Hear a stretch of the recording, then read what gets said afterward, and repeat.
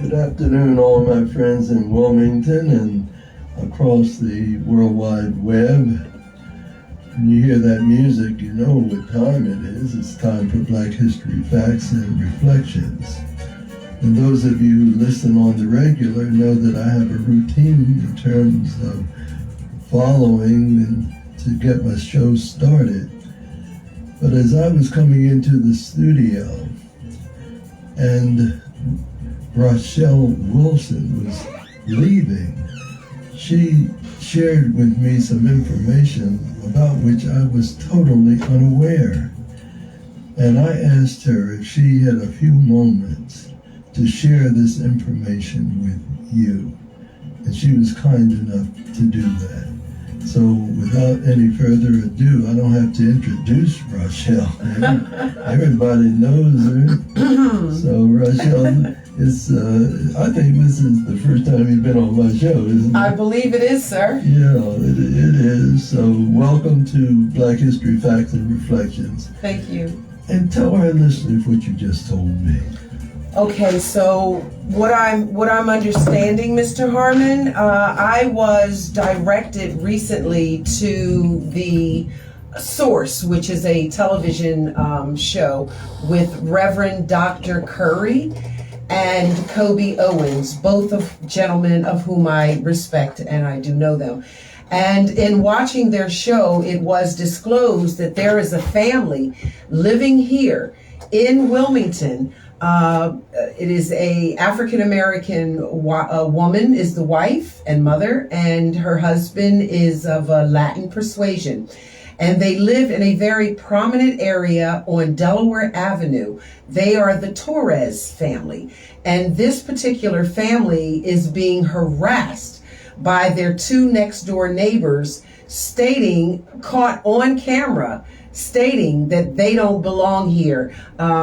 Get out of this, get out. You're not supposed to be here. You're squatters, and various different other languages that no need to repeat. And what makes the story so interesting, Mr. Harmon, is that the two people that were caught on tape anyway, we don't know how many other people in the neighborhood share their sentiments, but the two people that were caught on tape was a medical professional that we know by the name of Jody Noonan. Jody Noonan, a medical professional right here at Christiana Hospital, is one neighbor. The other neighbor, her name is Natalie Wallisham. She is a prominent attorney here in the city of Wilmington, Delaware, and was once I believe she was a district attorney for the city of Wilmington or state of Delaware.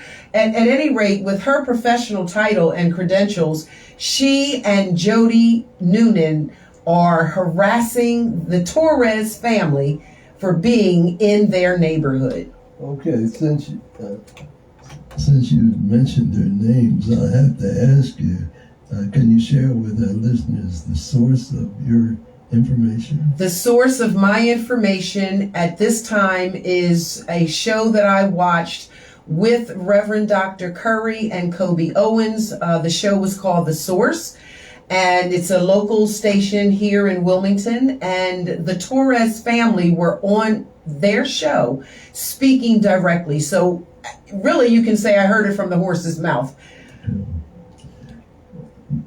You said there were two. Are they two in the same house, or do they live on either side of the Torres family?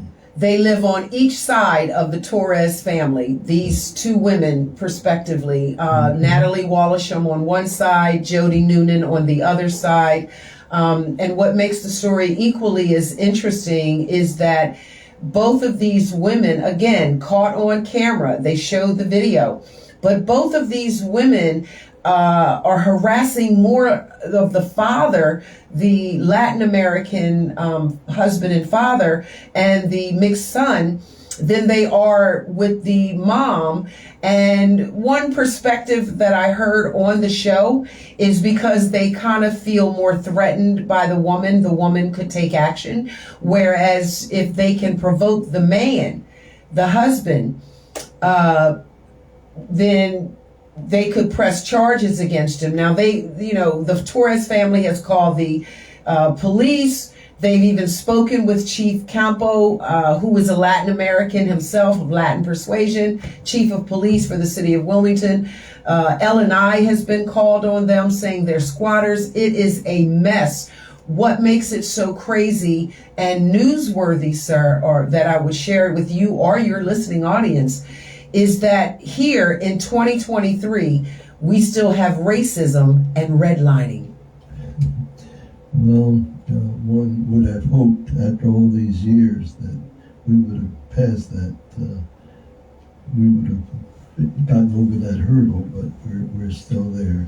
Well, is there anything else you want to add before you leave us? Yes, sir. Just this. It is my understanding, again, your listening audience can always pull it up on Google and they will find The Source with Reverend Dr. Carey and Kobe Owens, who host that particular show, and they can listen to the show in its entirety. But one thing I found interesting is that representatives of city council have been contacted. Again, chief of police has been contacted, and all of these officials that have been contacted say there's nothing that they can do because there's no physical proof. There's no damage that has been done. So that means they can continue to harass them until someone gets punched in the nose. It's hard for me to believe that they would have said that. This is what the Torres family stated. Listen, the federal laws against this kind of thing don't require any physical contact. If you do it, you have violated the law. You don't have to.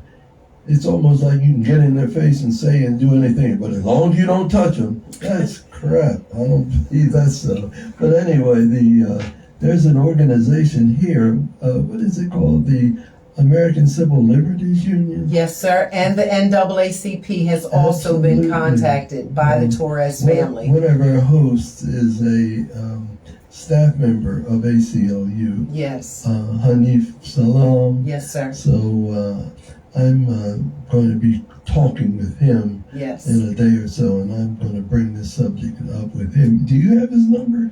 Yes, sir, I do have his number. If you don't mind, call him. And yeah, absolutely. He may have heard about it, but one thing that I wanted to personally do for my particular platform, obviously, you know me, I love to interview. I'm big on interviewing people, so I would like to get an interview not only with the Torres family, but more importantly, Chief Campos, and as well as some of the city council representatives who are aware of this story. Listen, let me add to your list, not to overwork you, but I would invite the perpetrators, the alleged perpetrators, yes, on to tell their side of the story. That would be fascinating. Imagine that. It would be fair. It would be fair. It's fair. Right. Will they accept the offer? That's the question. Thank you so much for having me. The only way we'll know whether they accept the offer is to make the offer. That's right. Okay.